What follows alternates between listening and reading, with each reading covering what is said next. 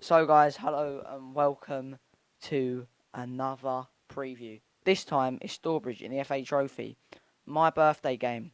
Tonight's topics are lineup 11. Me and Chris select our lineup for this game. How important is the FA Trophy to us? Then we go on to Stourbridge. Facts about them, their danger men. Then we go on to our gossip. It's a new thing to our preview.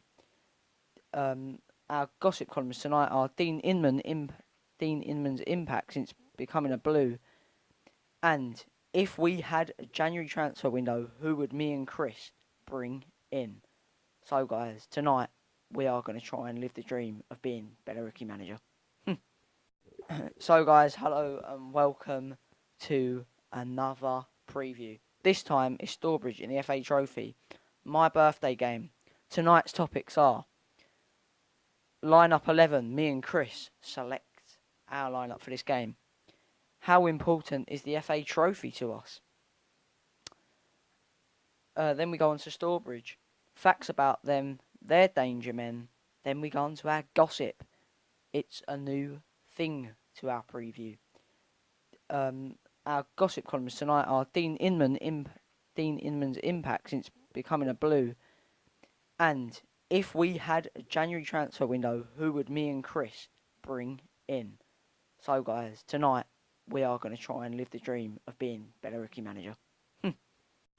So, guys, my lineup has been slightly changed as there's breaking news that Jack Giddens has gone on loan to Canvey. So, with that, obviously, Julian will now be in goal. Evans at right back, Kizzy at centre back, Inman at centre back, Urquhart left back, Pennant, Payne in CDM roles, with Deering in a cam role because I feel like we're going to have a more attacking stance to this game. And the Super 3 will be back if they go by my lineup. Bricknell, Cunnington and Robinson finally playing together up front on Saturday and on my birthday. Nice little present there. So, Chris, bearing in mind Jack Giddens has gone on loan to Canvey, how would you approach this game and what would be your lineup? Well, it's an interesting one, Race, isn't it? We've got Stourbridge, who are in the Evostic Northern Premier League, and which is a league below the Bostic League, and we're playing on a glue pot of a pitch. Excuse the pun, but that pitch at the AGP is going to come under scrutiny, and I hope it's recovered somewhat from the dreadful weather we had in December and at the beginning of January, because it was only just fit to play on last week against Margate. It certainly played a part in that 1-1 draw, and fortunately we managed to switch our game in the Essex Senior Cup on Tuesday to Harlow, to the 3G pitch. However, our groundsmen have been working very hard to get it ready, and hopefully there won't be any further rain on it, because if there is, it's going to put the game in jeopardy. It's a big competition with a Wembley final at the end of it for the winners, and so I think Bellerici will put out a fairly strong side. However, given that the opposition are from a league below us, we shouldn't really take anything for granted. So, no, I'd put out a fairly strong team.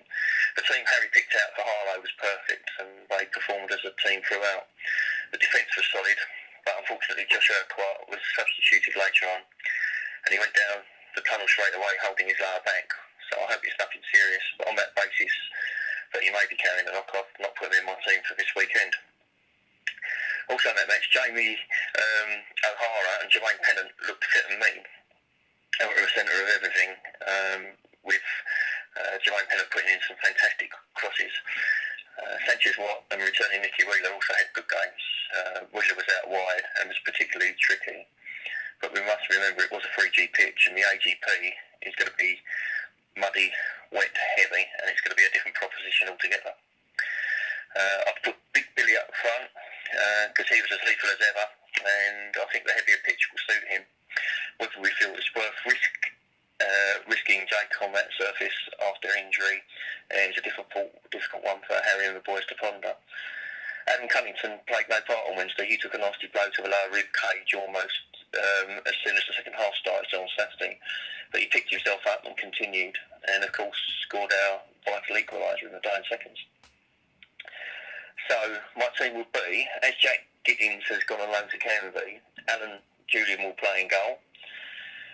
Then Kizzy, Swain, Inman and Evans in the defence. Midfield will be a midfield four of Pennant, Payne, O'Hara and Sam Deering pushing forward on that left. And in the front two, I'd have Ricky Modeste on the right and Billy playing in the middle, with obviously support from Sam coming up wide on that left-hand side. So guys, our opponents this week, as you know, are Stourbridge. So, Chris has done his research and found out some facts about them, and then he picks his danger man. Chris Mumford, I've been doing a bit of research on the opposition Stourbridge, who play in the Everstick Northern Premier League Division 1. That's one league below the Bostic League. Their manager is Gary Hackett. They've won 2, drawn 2 and lost 1 out of their last 5 games. And they're 10th in their league after 25 games, and they have amassed 39 points. They're a West Midlands team. They're known as the Glass Boys, so let's hope they're not all they're cracked up to be, and let's make this a shattering experience for them. In fact, our key man could be Matt Payne. Anyway, puns over. These are 4 players I think we should look out for, assuming they should play. The first one is Matt Gould, who's their goalkeeper. Now, Gould, as you know, is quite a well-known name in football, and Matt is actually the son of Jonathan Gould, who played in goal for Celtic. In fact, he made 150 appearances for them in 6 years at Celtic, as well as playing for West Brom, Coventry, Bradford City. And he's actually the current goalkeeping coach at West Bromwich Albion. Matt is also the grandson of former Wales and Wimbledon boss Bobby Gould. They have a midfielder called Matt Dodd, who joined from Leamington in 2015.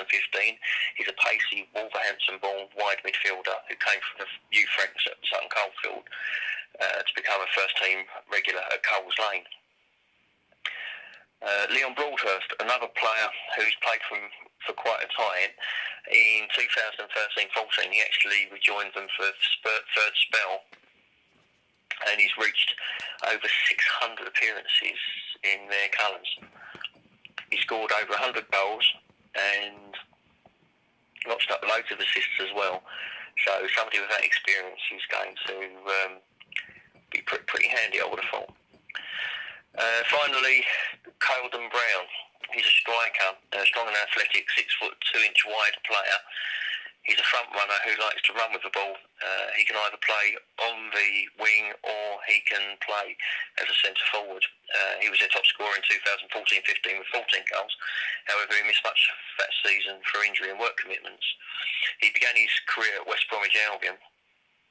He actually had to give up the professional game with a serious knee injury, but he has since come back to the non-league fold and is doing pretty well. So they are the guys to look out for.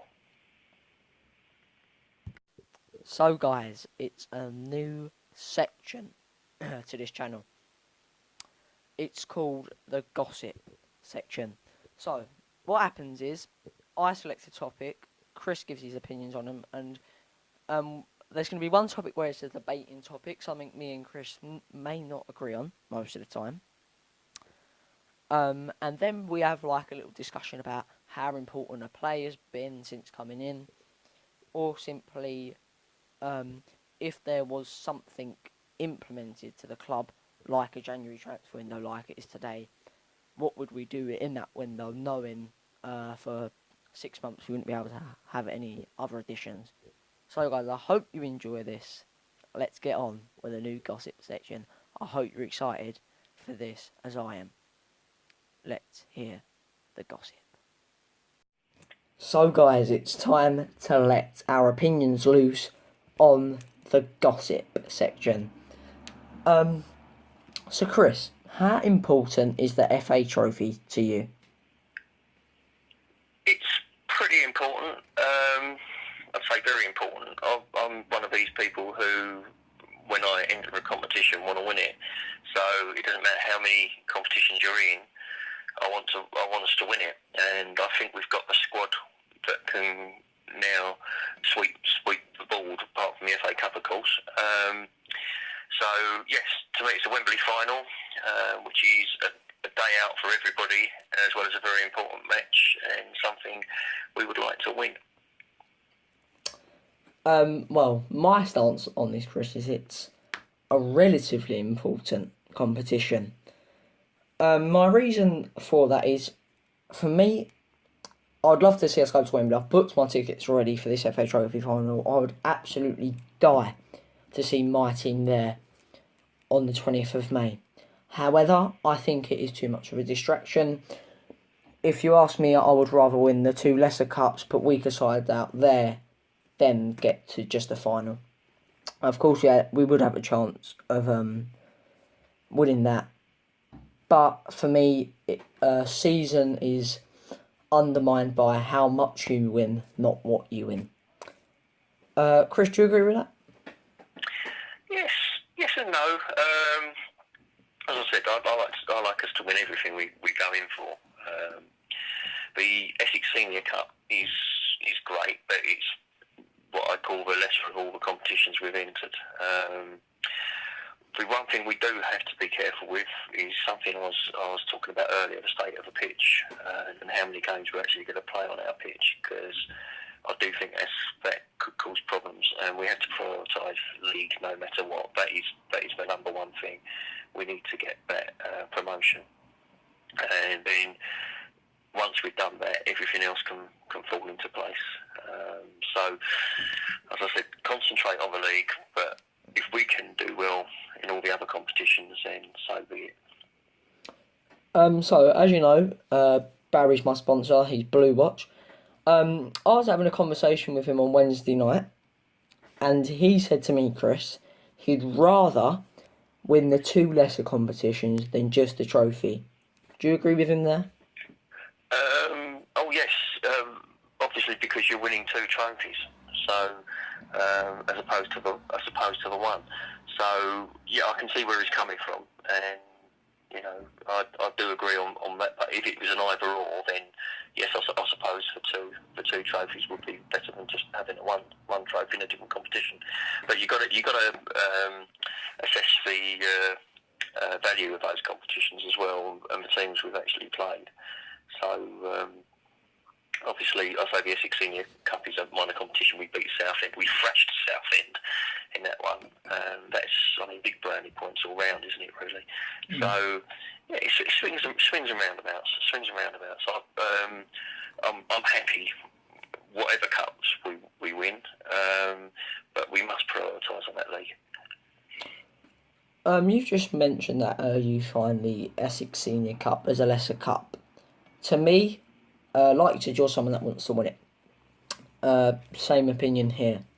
But for me, I don't think there's ever a lesser cup in football, because the Essex Senior Cup is one of them cups you get to the semi-final and then you really want to win, like I am now. The FA Trophy, you're going to want to get as far as you can. FA Cup is get to the first round. For a usual non-league club, it's your final. And the Velocity Trophy, I want to back up that trophy. Do you agree in the stance of football that there nowadays is a lesser cup, Chris? Yes and no. Obviously, the FA Cup we did extremely well in. I think if we get promoted, then we sort of go further up the order next time, and we don't play as many games, do we? So to actually do as well as we had done in that, to me, getting to the first round is like us winning the cup, as you say. It's a pity we didn't get to the second round. I think we had it in us to do that, and we just showed nerves on the big night, and unfortunately didn't go through. I think we would have obviously had a much tougher game against Wickham in that second round, and it wasn't to be. As far as cups go, yeah, I do think there are lesser cups. I think there's too many cups, to be honest with you, with the amount of games we have to play in a season. And I know I keep going back to the pitch, but it's obviously showing now the state of the pitch. If we played less games, that pitch will be in a much better state. for us to pursue the league title on. So it's. I think there's too many of them, to be honest. And if you ask me if I had to drop a competition, it would be the Essex Senior Cup. What, even at a semi-final stage? It's difficult, isn't it? But if I had to say yes, I'd say yes. Yeah. So, the topic now is, if we was in the January transfer window, where would me and Chris strengthen? I'm going to start off. With Theophanous out on loan, I would reinforce the striking area. Of course, we've got many strikers, but if one gets a knock, that's one less. So you normally need, in a club, I'd say about 5. The first one will be controversial to Dulwich fans. If this guy goes on loan to Peterborough, I'd look to get him on a loan deal. His name is Alassani. Fantastic striker and someone I would love to see at the club. Now, this is the next guy I suggest is looking on. It's doubtful would be able to get him because he is a legend at the club. His name is Danny Rowe from Flide. Chris, what's your thoughts on my additions to the club? Well, both those you mentioned are fantastic players. But I would be a little bit reluctant to bring in another striker. Because, Lou is coming back. I spoke to Harry the other night and he said, he's definitely coming back. He's only out for 4 weeks, which I think 8 games or something he's going to be playing for him. I didn't think, to be honest, Lou's done too much wrong. He's been going really, really well. He scored some vital goals. And if you brought in another striker, it's going to push somebody down the pecking order at Billericay. And I don't think we need to cause any disharmony in the club. One thing I heard earlier, it's a rumour, I presume, that somebody said, the Echo said that Niall Rangers actually turned down Billericay Town. Now Niall's a quality striker who would undoubtedly do really, really well for us, but do we actually need him in this division at this particular time? And I think the answer to that is no. I would strengthen the goalkeeping position because I think we've got the best goalkeeper in the league, Alan Julian, but he's number 2, Jack Giddings, who plays in all that, or would have played in all that cup matches, has actually gone on loan to Canby. So we've actually only got one goalkeeper at the moment, which seems a bit strange unless there's something going on behind the scenes we don't know about. Now, I've got my eyes on 2 goalkeepers who played against us this year. One is the Enfield Town keeper. I can't actually remember his name, but I think they'd be reluctant to let him go anyway. But the guy I really like is the guy who played against us the other night, and his name is David Hughes, who plays for Harlow Town. Now, Harlow are really struggling. I don't think they'll get relegated, but there's a chance they might do. And he doesn't really deserve to be in a lower division. When we played against him earlier on this year, we actually won 4-2, but if it hadn't been for him, it could have been 7, 8, 9, even 10 goals. He was unbelievably outstanding. I hope he was tested afterwards for something, because it was just unreal. Some of the saves he made, especially from Billy, and you could literally say they were world class saves. One from Adam Cunnington in the second half as well, and yeah, he did let him fall, but there's nothing he could have done about those 4 goals. And then when we played against him the other night, exactly the same thing. He was excellent, really, really good. He made a terrific save low down a Nicky Wheeler cross, which Billy nearly got on the end of.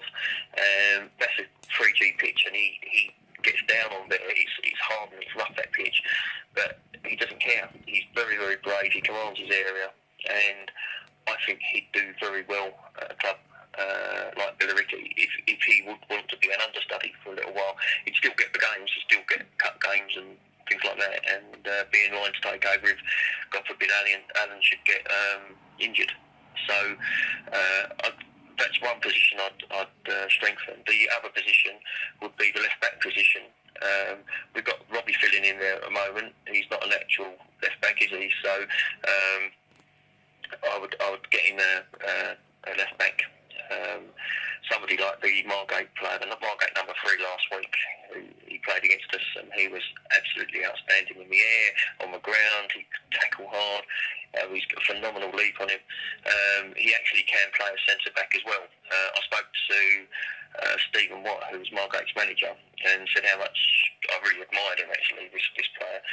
And he said, well, he's usually our centre half, but he can play at left back as well. He's, could be a dedicated left back if he wanted to.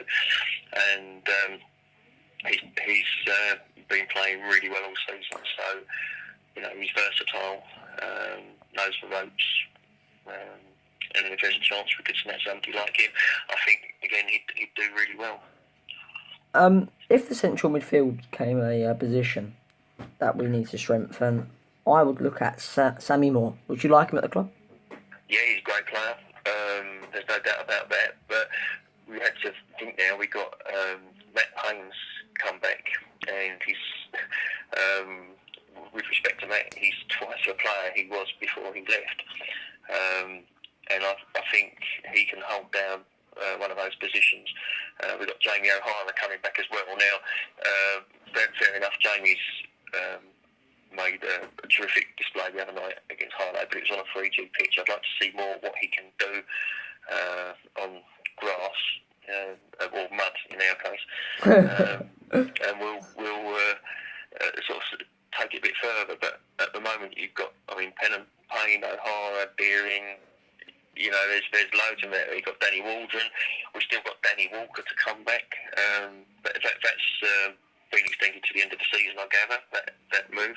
Yeah. Again, it's another fairly strange one, because I thought he might be good on heavier pitches, especially bombing down that right-hand side of the pitch. When we're attacking the blunt small lane. So yeah, that's a little bit surprising. He hasn't been here that long before he's gone back out on loan again. So we've got a wealth of talent in the squad and a wealth of depth, and it's difficult for everybody to get a game. And I think the gaffers know that.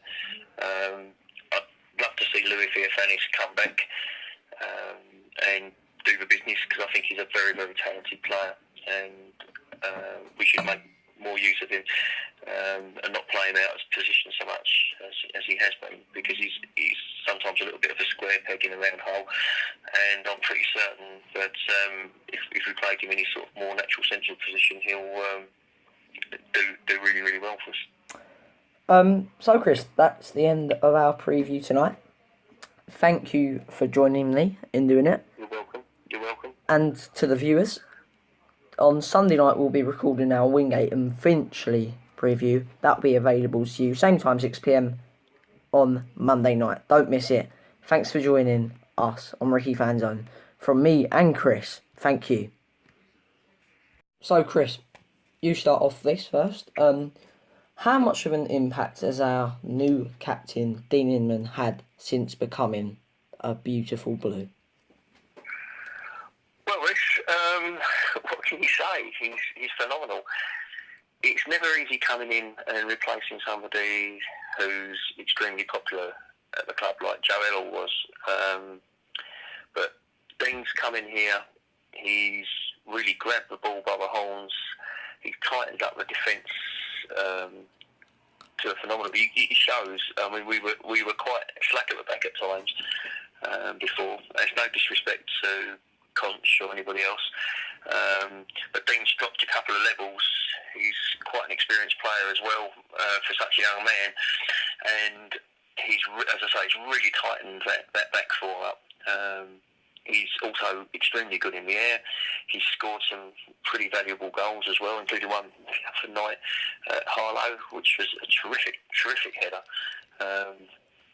And he's also got a fairly decent shot on him as well, if needs be. So I'm extremely happy with him. What is to you his greatest aspect? Well, his greatest asset is one, he's obviously got leadership skills to organise the team. His organisation is fantastic, but he's tremendous in the air. Really is good. Well, in my opinion, his greatest aspect is his passion for the club. You see it in the game. I mean, we've seen with some of the best players, you can be as good as you want and be as talented as Dean, but if you don't have the passion for the club that he does, you just won't cut the bill. Do you agree? Yeah, without a doubt. He's very, very passionate guy. He's wears his heart on his sleeve, which is what we want at Billericay with our players. I mean, to be fair, we had Joe there, and he was also a player who was always given 110%. And I was actually very sorry to see him leave the club. I didn't think he'd done a lot wrong. He was a terrific player. If he came off the bench, he was a very good impact player. I mean, he turned that game around, scored 2 goals just a day or so before he left, which was sort of baffling, really baffled me why he'd left. But when you suddenly see Dean and you see what he's brought to the club, you can't fault it. You know, I wouldn't swap Dean for anyone now, to be honest.